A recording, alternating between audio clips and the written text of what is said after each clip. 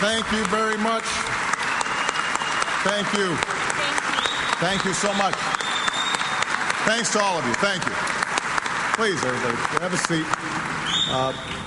Before I get started, as the father of two girls, can I just say how incredibly impressive those three young ladies were? Dad would be proud. To Heather and all the others who have made this evening possible, thank you so much. It is wonderful to be here. I want to express my appreciation for the opportunity to tell jokes that weren't funny enough for me to use when we did this 5 weeks ago.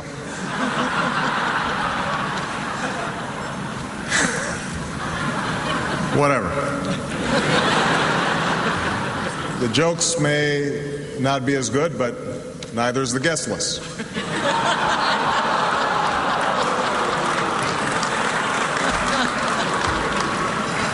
I'm just joking. For me, there's no contest. Why bother hanging out with celebrities when I can spend time with the people who made me one? I know where my bread is buttered. Plus, we have our own luminaries here in attendance. The junior senator from Wyoming, John Barrasso, is here.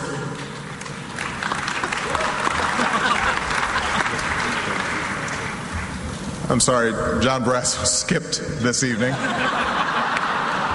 Let me tell you, though, for those who haven't met him, John Barrasso is the George Clooney of junior senators from Wyoming.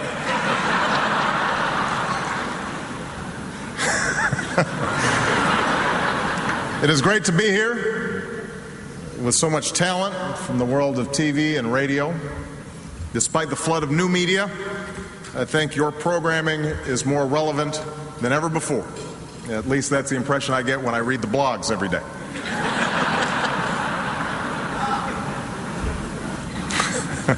It's good to see a number of hard-working correspondents here tonight. Journalists like Chuck Todd. I think I spotted Chuck over there somewhere.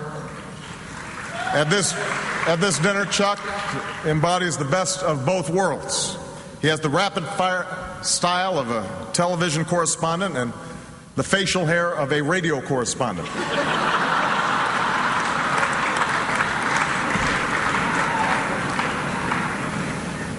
Mika Brzezinski is here, I believe, in the house.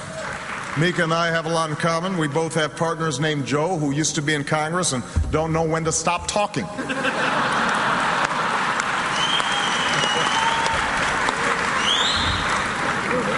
And happening now, Wolf Blitzer is here. He's the only other man in America with his own situation room. People assume that mine is cooler, but this is not the case. As hard as we've tried, we have not been able to generate the bandwidth necessary to turn Larry Summers into a hologram. We can't do it. Now, one person that you know could not be here tonight is Secretary Hillary Clinton. As most of you know, Hillary broke her elbow a few days ago on her way to the White House, and we all wish her a very speedy recovery. I do have to say, though, that while it's been reported as an accident, there were some suspicious circumstances. Just before the incident, Secret Service spotted Richard Holbrooke spraying WD-40 all over the driveway.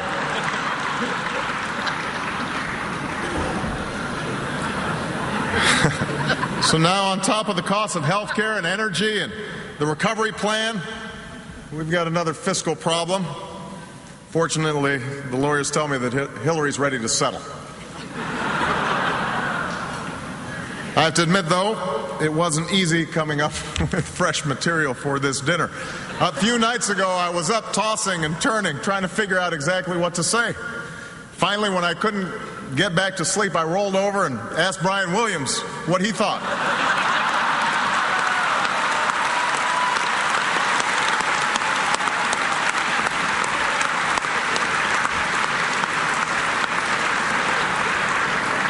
Now, the truth is, Brian Williams is actually a terrible house guest. He put an empty milk carton back in the fridge, leaves his wet towels all over the Roosevelt room. We're pretty sure he clogged the toilet and didn't tell anybody.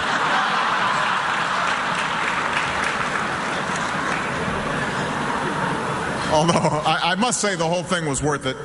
Inside the Obama White House is my favorite new show. There's just something really compelling about the main character. It's wonderful narrative. Yeah. In fact, the show has been such a hit that all of you guys now want to come and tape one in my house. ABC is planning a series called Dancing with the Czars. TLC's got something called John and Kate plus Peter Rtca. That's going to be good. Nick at Night has a new take on an old classic, Leave It to Uyghurs.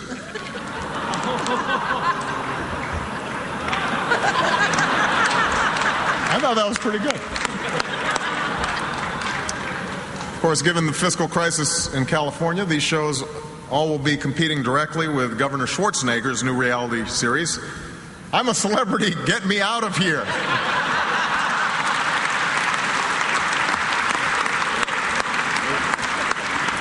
That's how I feel tonight.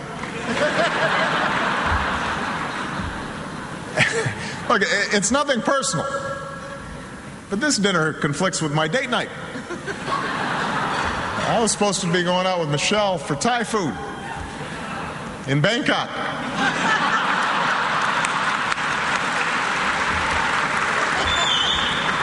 But I have been doing a lot of traveling. I just returned from a trip abroad, as you know, in Egypt. We had the opportunity to tour the pyramids. By now, I'm sure all of you have seen the pictures of Ram on a camel. I admit I was a little nervous about the whole situation. I said at the time, there's a wild animal known to bite and kick and spit, and who knows what the camel might do.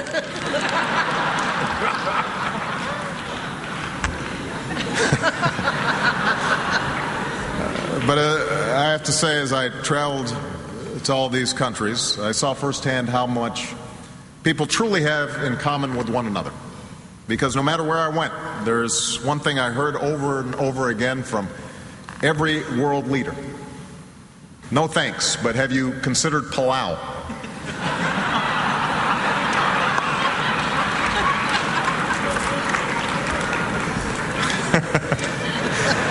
Of course, most of my attention's been focused here back home. As you know, we've been working around the clock to repair our major financial institutions and our auto companies. But you probably wouldn't understand the concept of troubled industries working as you do in the radio and television industry.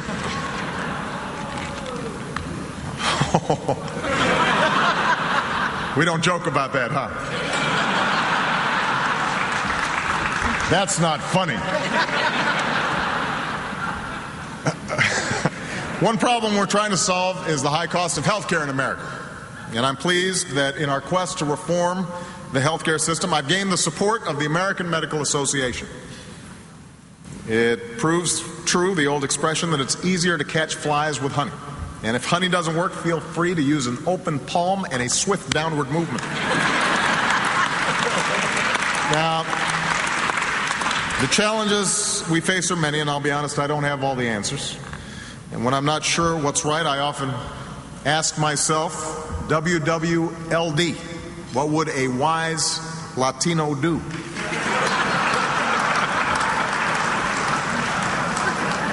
I'm proud of my nominee, Sonia Sotomayor, and all those who oppose her. To all those who say that there's no place for empathy on the bench, I say this: I completely understand how you're feeling. When you're upset, I'm upset.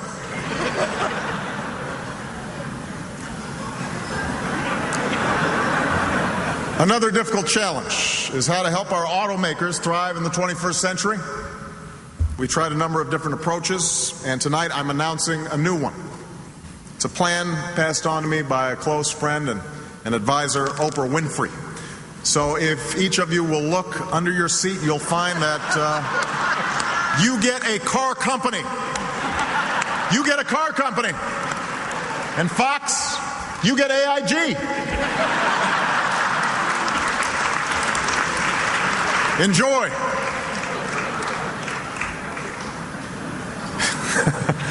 The truth is, as I've said all along, I have no ambition to run an auto company.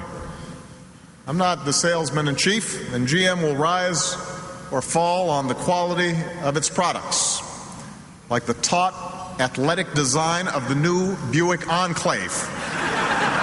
Its French-themed leather and warm wood tones make the Enclave more than transportation. It's a modern driver's retreat. Come on, work with me here. I've got cars to move, people.